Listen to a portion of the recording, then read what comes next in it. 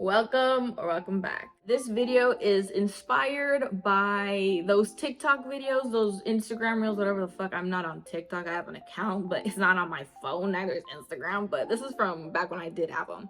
So I'd see these videos of people saying 5 signs you might have ADHD, signs of OCD manifesting in women, all of that shit. You get the point. Why did this piss me the fuck off when I realized it was a thing? Because I see these videos and how simplistic they were, and I would just think, holy shit, anybody can watch this and walk out of it, or like come out of it thinking, holy shit, what if I have? And it was just like, what the fuck? Because it almost felt like a cheapening of the experience itself. So I tried thinking to myself, why is it that this is causing me so much fucking anger? Some background on me. Hi, I'm Leslie. I have been diagnosed with depression and anxiety for the past 8 years. I got diagnosed when I was 12. Pretty sure I had it before that. So yeah, there's that. I recently got a diagnosis, I think, of post-traumatic stress disorder. That's just a little preface, just so you guys know kind of like what mentality I went into watching this. But anyway, let's proceed. So why do I feel personally attacked by these fucking videos of these people who don't even know I exist? Let me explain. I felt personally attacked by these videos because seeing these videos with the tone of quirkiness and like the general like happy-go-lucky vibes conflicted very much with the idea that I have of these things, of PTSD, anxiety, and depression. It just heavily clashed in my brain. Because on the one hand, I have these people going, these are traits, so you might have this X, Y, or Z. And then my experience of not being able to get up for weeks, flipping my sleep schedule because I wanted to avoid everyone, to avoid causing problems, not eating for days because of loss of appetite. I'd see these videos and I'd see how the tone was so happy-go-lucky, and I would just think to the worst points in my life where these things that they are talking about so flippantly would have me on the brink of wanting to no longer exist. And I would also think about how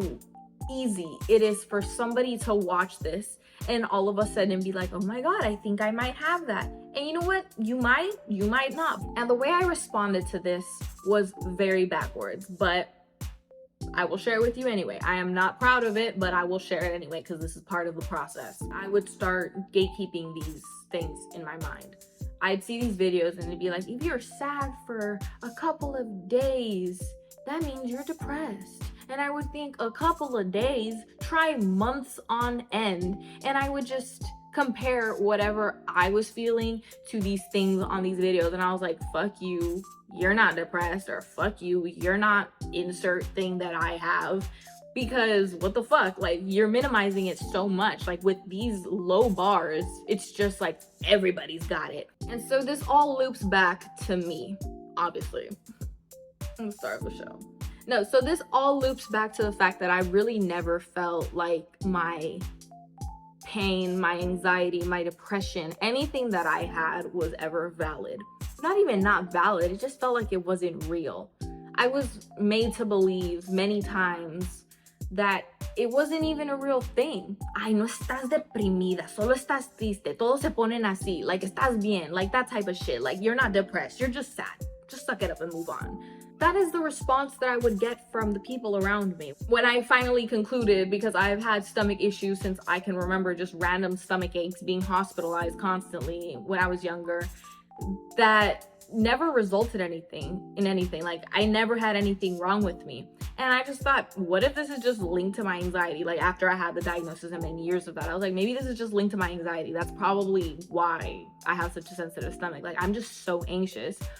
And I remember when I like concluded that, I was like, yeah, I think I just have these issues because it just got something to do with my anxiety. I got eye rolls where it's just kind of like, I'm a Mexican woman and I come from a Mexican family. Both of my parents are Mexican, so that's all I was ever exposed to. And within my community, at least, mental health was not ever a topic of discussion. And anytime I would try bringing it up, it just felt like a competition for some fucking reason, where it's like, oh, you had it bad? Well, I had it so much fucking worse, and I'm fine. And you would just kind of look at them like, aren't your kids not talking to you? And so all of this interracial trauma would just be swept under the rug.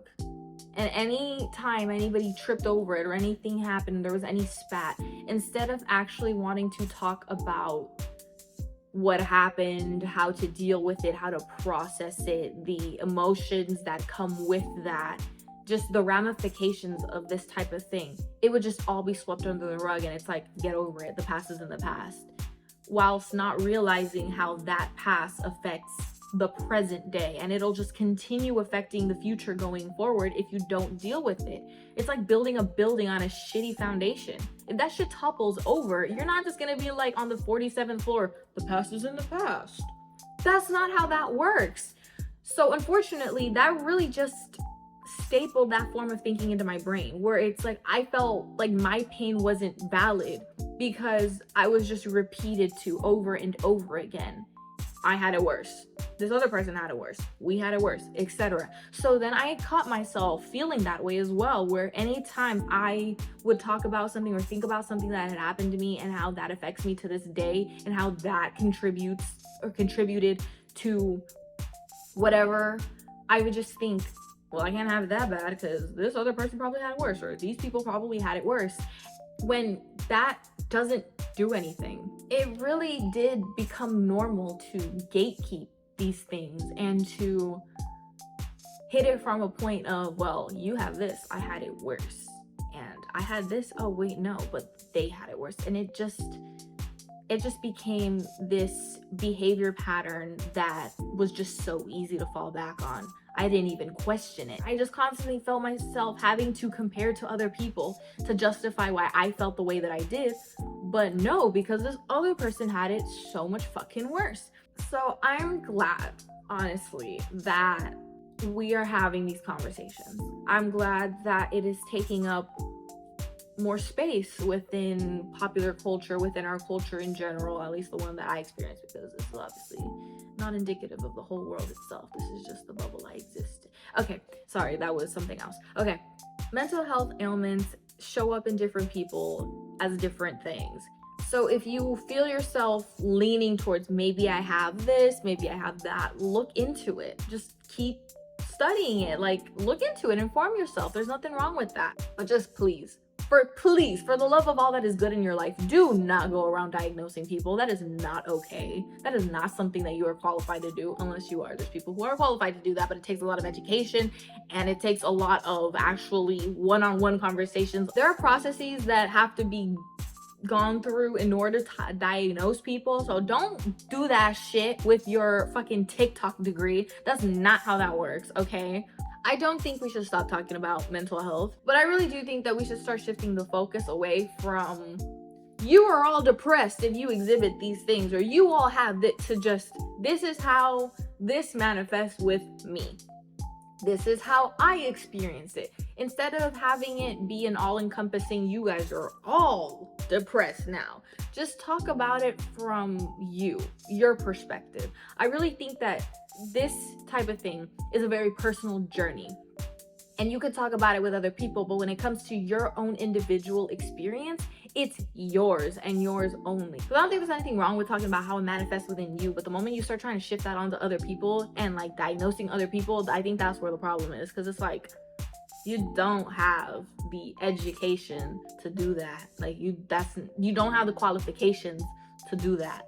So just make it more about you. So yeah, that's my 2 cents on this, because that's all I have. I saw a nickel, but I didn't pick it up, so I only got 2 cents. But there you go, that's my 2 cents on that. Thank you for watching. If you have any opinions, whether you agree, you disagree, you just got something to say, any comments you want to share, make sure you drop them down below. I like talking about this type of thing. And in the future, I do want to make more videos talking about like my experience, because I felt very alone throughout a lot of it, but I don't have to feel that way. And I just kind of want to share from my perspective, like shit that that I've had to deal with, how I've dealt with it, because honestly, I felt like the best coping mechanisms or the best restructuring of how I've seen things has honestly been from watching other people talk about it. So I know that it's very useful to hear other people's experiences. So yeah, there you go. That's my opinion on this topic. Let me know if you have any opinions on this. I know that this is a very contentious topic. So thank you so much for watching. Here's some other videos you guys can check out if you're feeling like it. So Bitch, of course I had to trip over the last 2 words. So yeah, thank you so much for watching. Here's some other videos you guys can check out if you're feeling like it. See you if and when you choose to come back. Bye, bitch. Oh my god, I have not talked this much in such a long time. I'm dying.